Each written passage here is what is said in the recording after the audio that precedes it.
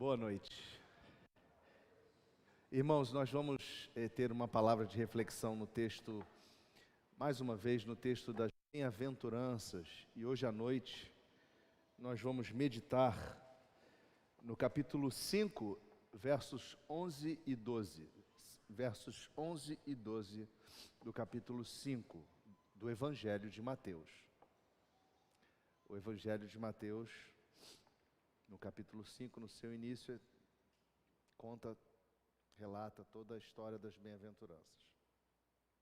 Versos 11 e 12 dizem assim: Bem-aventurados sois quando por minha causa vos injuriarem e vos perseguirem e mentindo disserem todo mal contra vós.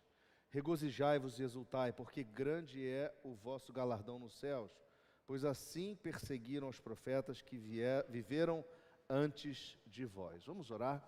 Palavra do Senhor até aqui. Deus, nós colocamos o nosso coração nas tuas mãos, as nossas mentes nas tuas mãos, e queremos te pedir humildemente que tu possas falar aos nossos corações e mentes. Ó Pai, a voz que fala ao coração, venha falar conosco esta noite, Senhor. Venha nos fortalecer, venha nos ajudar. Venha, Senhor, ministrar a tua verdade em nossas vidas. Toma cativo o nosso pensamento a ti. Aceita esse momento de reflexão. Usa-nos conforme o teu querer e manifesta, Senhor, então a tua graça entre nós. Pois nós oramos assim no nome poderoso de Jesus. Amém. Irmãos, imaginem por um instante que você foi chamado para uma entrevista de trabalho. E você chega lá no lugar onde está marcada a entrevista, dia e hora marcados, você está super animado, você chega lá com aquela, cheio de expectativa sobre a oportunidade, vestindo aquela sua melhor roupa, você se assenta diante do gerente de recursos humanos e ele ou ela começam a descrever as características e a natureza do trabalho que vai ser proposto a você. Mas antes de falar qual é o trabalho, ele ou ela começam a dizer o seguinte: veja bem, candidato, o tipo de trabalho que eu tenho para lhe propor vai exigir de você as seguintes capacidades: a capacidade de suportar reprovação e perseguição sem a possibilidade de retaliação da sua parte, a capacidade de sofrer injúria sem a possibilidade de defesa, a capacidade de sofrer difamação e calúnia sem que você possa apresentar argumentos, a capacidade de ser humilhado por causa do patrão. O que você faria? Como que você se sentiria? Que perguntas você colocaria ali naquele momento sobre a mesa? Eu imagino que com muita probabilidade o nível de ansiedade seu iria subir. E a grande pergunta seria: mas espera aí, que nível de remuneração está em jogo aqui nesse negócio? Qual será a minha recompensa? O que você faria? O que você faria se a resposta fosse a seguinte: a sua recompensa será a coisa mais valiosa e mais rica do mundo, mas enquanto você trabalhar, você não vai vê-la, pois ela, hoje, é invisível para você. Você só consegue recebê-la com os olhos da fé. Talvez a sua ponderação no final da conversa seria com esse gerente: vem cá, mas quem é o dono dessa empresa? Que motivação me faria aceitar tal proposta? Irmãos, esta é exatamente a proposta da carreira cristã. E esse texto de Mateus, do Sermão do Monte, vem nos mostrar uma das perspectivas da vida daqueles que foram convocados para a missão e esclarecer em que ela se sustenta. Então eu queria propor ao tema dessa noite: o amor presente, sustento na perseguição. O contexto é o contexto do Sermão do Monte, que é como se fosse o que hoje no RH se chama de job description, ou para dizer no português, a descrição de uma função de alguém que vai entrar numa missão ou num trabalho. Nele, no Sermão do Monte, estão as qualificações daqueles que decidem abraçar a vocação do Pai Celestial e seguir a Jesus Cristo. O Sermão do Monte define como a carreira de um cristão deve ser marcada pela humildade de espírito, pela sensibilidade, pela mansidão, pela sede de justiça, pela misericórdia, pela santidade e pelo esforço pela paz.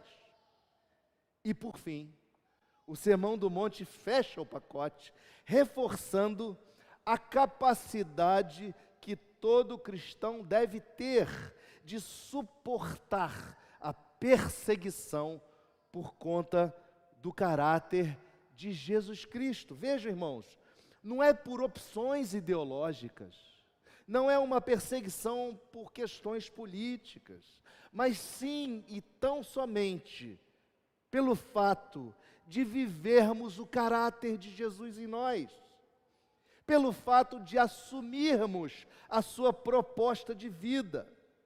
Alguém poderia perguntar, mas então, qual é a motivação por trás dessa missão e dessas características? Em que essa missão, afinal de contas, se sustenta?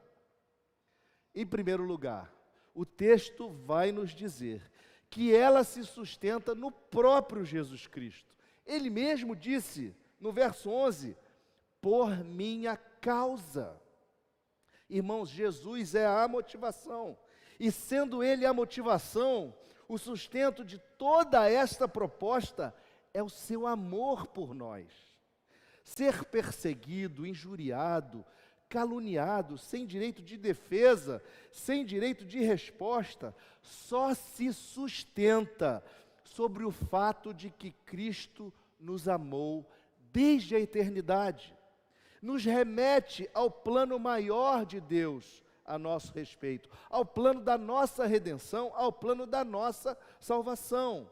O apóstolo Paulo, quando escreve aos Romanos a sua carta, no capítulo 5, versos 6 a 9, dizendo que quando nós ainda éramos fracos, Cristo morreu a seu tempo pelos ímpios. E ele pondera que dificilmente alguém morreria por um justo, pois poderá ser que pelo bom alguém se anime a morrer. Mas Deus prova o seu amor para conosco, pelo fato de ter Cristo morrido por nós, sendo nós ainda pecadores.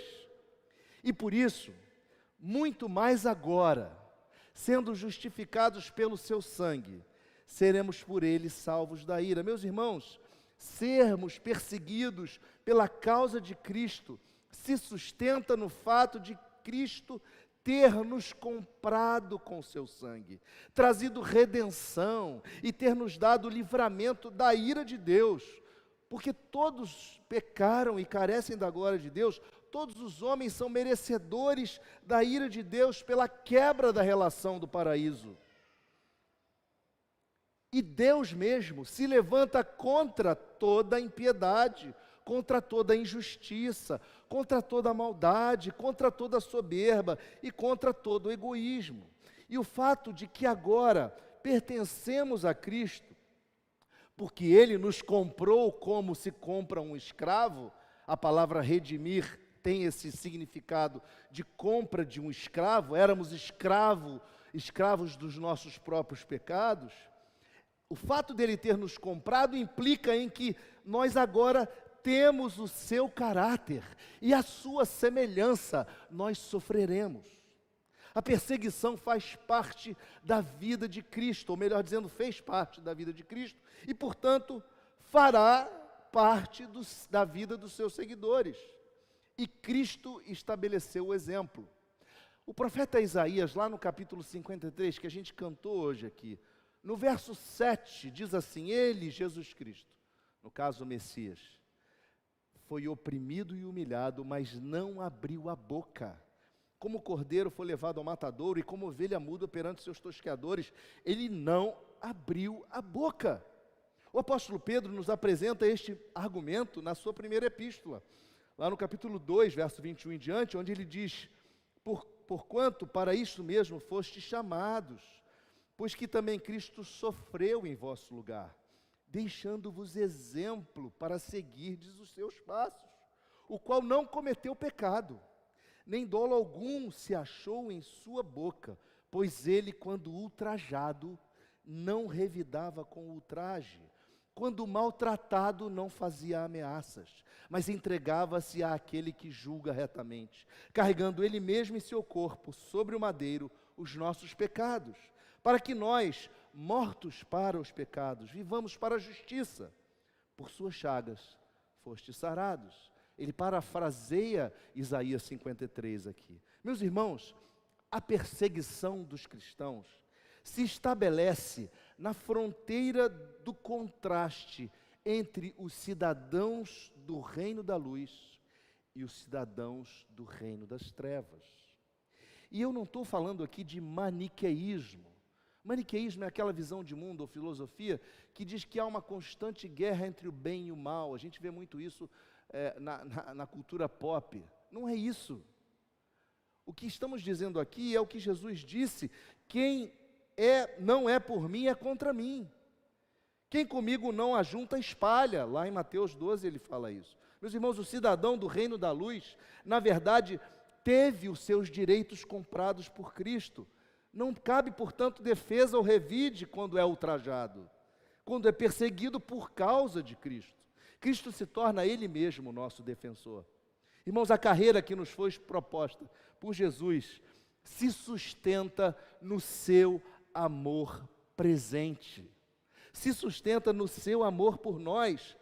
Fato este que se deu na eternidade, é amor eterno, mas é amor presente. O apóstolo João escreve a sua primeira carta, dizendo que nós fomos amados por Cristo. Cristo nos amou antes mesmo de nós entendermos quem Ele era. Paulo mostra que esse amor é a origem da ordem da nossa salvação, quando ele escreve aos Romanos, e ele usa a palavra conhecer, que no caso ele escreveu em grego, mas que traz um hebraísmo, um significado para o hebreu, que a palavra conhecer significa amar. Então, quando ele escreve lá em Romanos 8, no capítulo 29, e diz assim: porquanto aos que de antemão conheceu, ele está dizendo que Deus de antemão nos amou. A estes também predestinou para serem conformes à imagem do seu Filho, a fim de que ele seja o primogênito entre muitos. E aos que predestinou, a esses também chamou, aos que chamou, a esses justificou, aos que justificou, também glorificou. Mas, irmãos, em segundo lugar, a nossa carreira cristã se sustenta naquilo que Jesus disse no verso 12. Ele diz: grande é o vosso galardão nos céus. Aí está, meus irmãos, a recompensa, o reino dos céus e todas as bênçãos reservadas para nós ali. Nós somos cidadãos de um outro reino, meus irmãos. Nós não somos deste mundo. Jesus, no Evangelho de João, no capítulo 15, na oração sacerdotal, no capítulo 17, ele nos diz isso. Ele diz: isto vos mando, que vos ameis uns aos outros. Se o mundo vos odeia, sabei que primeiro do que a vós outros, me odiou a mim. Se vós fosseis do mundo, o mundo amaria o que era seu. Como todavia não sois do mundo, pelo contrário, dele eu vos escolhi, por isso o mundo vos odeia. É como aquele hino que nós cantamos, intitulado A Mensagem Real, que diz assim: sou forasteiro aqui, em terra estranha estou, celeste pátria sim, é para onde vou, embaixador por Deus, do reino lá dos céus, venho em serviço do meu rei. Meus irmãos, a história caminha para a redenção. Na visão de João, na sua revelação em Apocalipse, ele viu novos céus e nova terra, esses que nos esperam. As coisas antigas já passaram e tudo se fez novo. João relata: ouvi grande voz vinda do trono, lá em Apocalipse 21. Eis o tabernáculo de Deus com os homens, Deus habitará com eles. Eles serão povos de Deus e Deus mesmo estará com eles. E lhes enxugará dos olhos toda lágrima, e a morte já não existirá. Já não haverá luto, nem pranto, nem dor, porque as primeiras coisas passaram. E aquele que está sentado no trono disse: eis que faço novas todas as coisas. E acrescentou: escreve, porque essas palavras são fiéis e verdadeiras. Meus irmãos, o texto é muito claro, as palavras são fiéis e verdadeiras, não é achismo, não é suposição. Se os nossos olhos contemplam o hoje, né?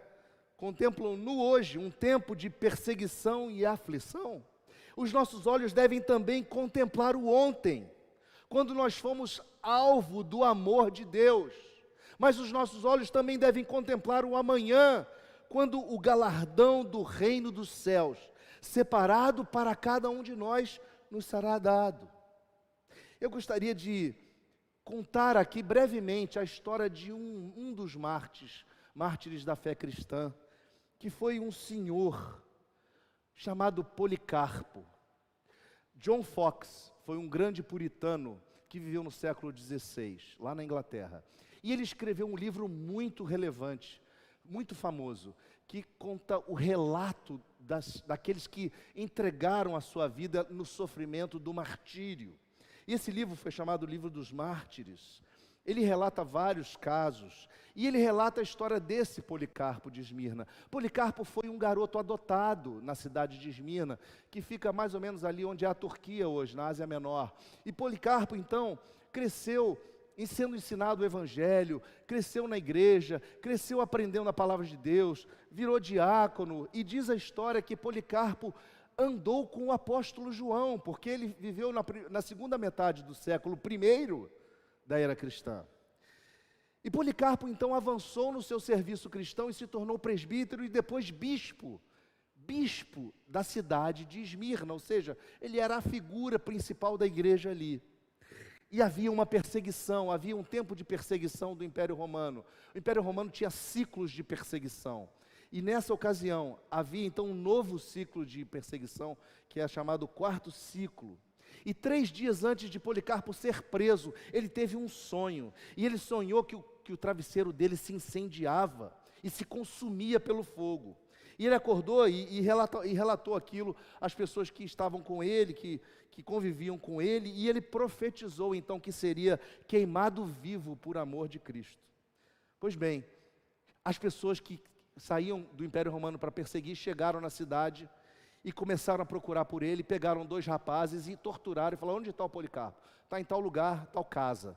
Eles chegaram lá e o Policarpo estava na casa, mas estava no andar de cima, estava já dormindo, já era tarde. E eles mandam chamar o Policarpo, esses perseguidores, né? Mandou chamá-los, e Policarpo podia ter fugido. A história conta que ele podia ter fugido, mas ele diz assim: seja feita a vontade do Senhor. Então ele desce, encontra com seus perseguidores, com aquele semblante alegre e agradável, diz o relato, e aqueles homens ficam impressionados, maravilhados, olhando aquela pessoa já de idade, ele tinha 86 anos, e aquela pessoa agradável e cuidadosa, e Policarpo oferece a eles a refeição, manda colocar a mesa para os caras comerem, se preocupa com eles e fala: vocês me dão um minutinho não, me dão 1 hora, eu preciso de 1 hora de oração.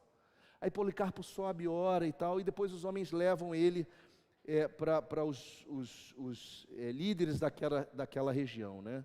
E ele então é levado e encontra então com o Irenarca Herodes e o pai dele, chamado Nicete.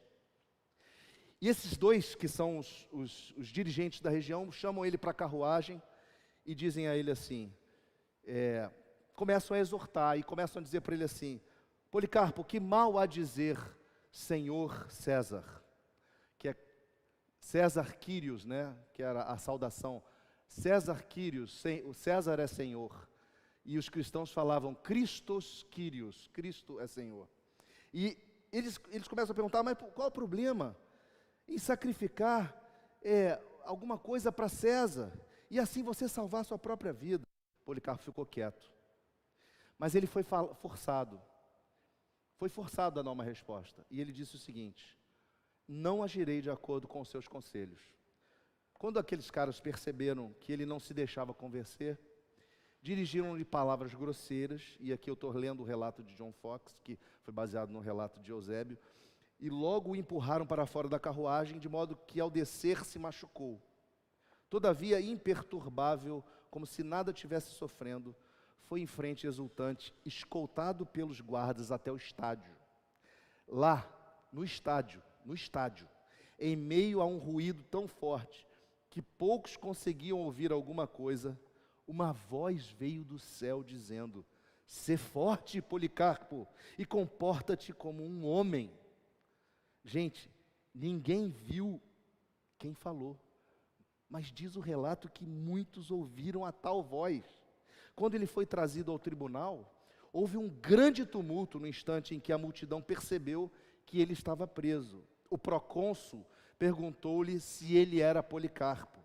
Ao ouvir a confirmação, ele o aconselhou a negar a Cristo, dizendo-lhe: olhe para si mesmo e tenha pena da sua idade avançada.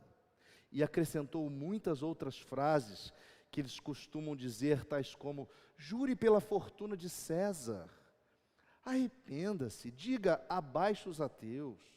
Então Policarpo, com aspecto grave, contemplando toda aquela multidão no estádio, e acenando-lhe com as mãos, emitiu um profundo suspiro e, erguendo os olhos para o céu, disse: removam-se os ateus.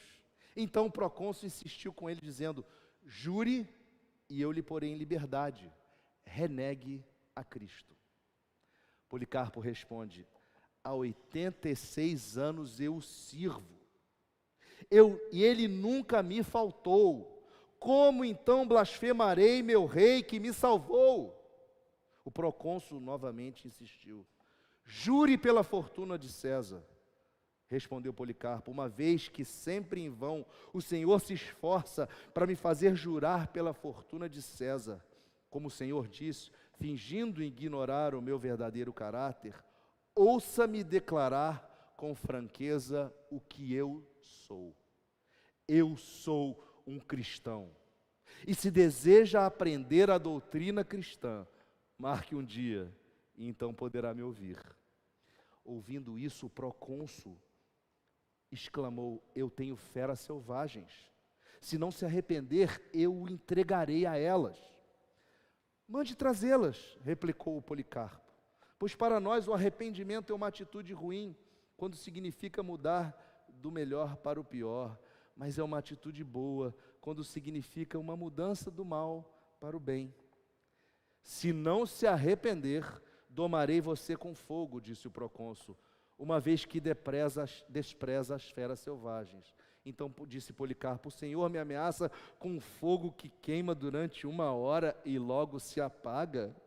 Mas o fogo do julgamento futuro e do castigo eterno reservado para os ímpios, o Senhor ignora.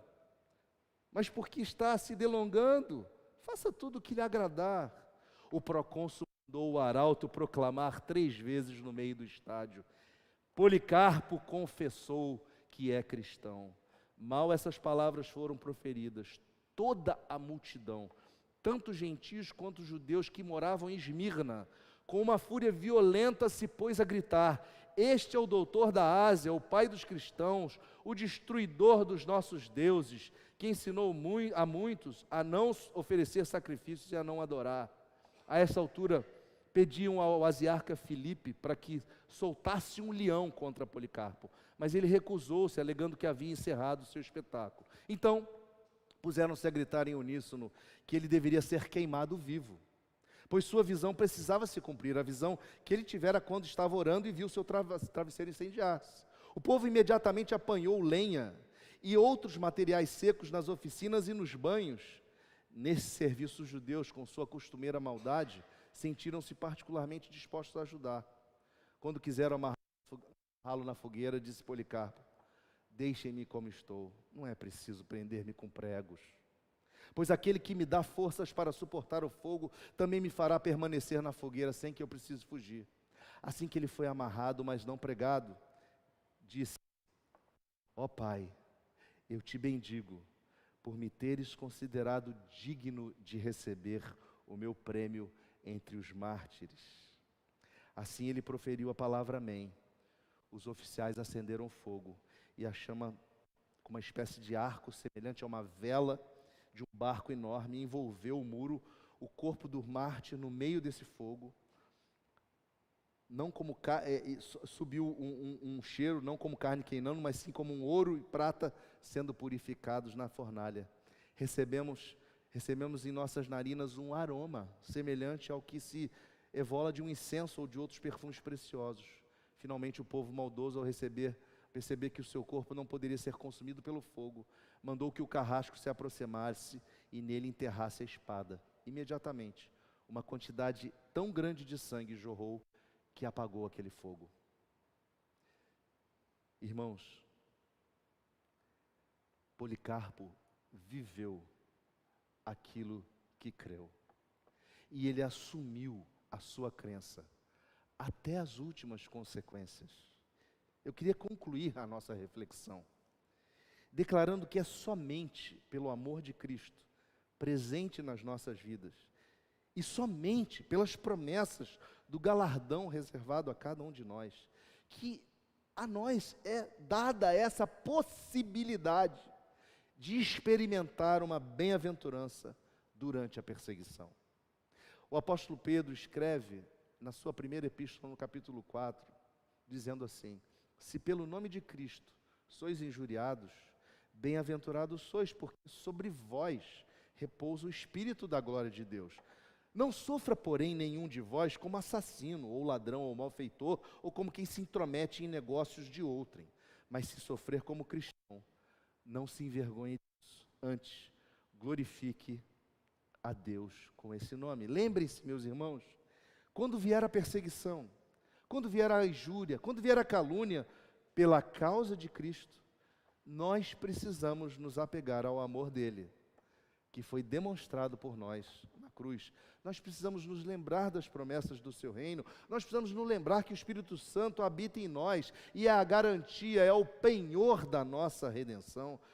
Nós precisamos ter vivo nos corações o texto que Paulo, aquele texto de Paulo, quando ele escreve aos Romanos, lá no final do capítulo 8, quando ele fala acerca das provas e da certeza do amor de Deus, e ele diz assim: que diremos, pois, à vista dessas coisas? Se Deus é por nós, quem será contra nós? Aquele que não poupou o seu próprio filho, antes por todos nós o entregou, porventura não nos dará graciosamente com ele todas as coisas? Quem intentará acusação contra os eleitos de Deus? É Deus quem os justifica. Quem os condenará? É Cristo Jesus, quem morreu, ou antes quem ressuscitou, o qual está à direita de Deus e também intercede por nós. Quem nos separará do amor de Cristo? Será tribulação, será angústia, ou perseguição, ou fome, ou nudez, ou perigo, ou espada? Como está escrito: por amor de ti, somos entregues à morte o dia todo, fomos considerados como ovelhas para o matadouro. Em todas estas coisas, porém, somos mais do que vencedores por meio daquele que nos amou. Que Deus nos ajude a olhar as tribulações, principalmente as perseguições, com aquele olhar que confia no amor presente e que tem a certeza da redenção e do galardão preparado para cada um de nós, a vida eterna com nosso Senhor Jesus, onde Ele vai apagar toda dor, onde Ele vai apagar todo luto, onde vai apagar todo sofrimento e onde nós estaremos para sempre com Ele. Que Deus nos ajude. Vamos orar? Pai, obrigado pela Tua palavra, que nos ajuda a ver a real perspectiva da vida do cristão. Obrigado, Senhor, porque ela nos ensina que devemos nos apoiar no Seu amor presente. E que nós possamos, Senhor, dia após dia, entender isso e exercitar essa fé, de modo, Senhor, que saibamos suportar as dificuldades, os testes e as provações, e principalmente as perseguições que surgem por conta do Teu chamado, por conta da Tua presença em nossos corações e do Teu caráter em nós. Ajuda-nos, Senhor, é a nossa oração. em nome de Jesus. Amém.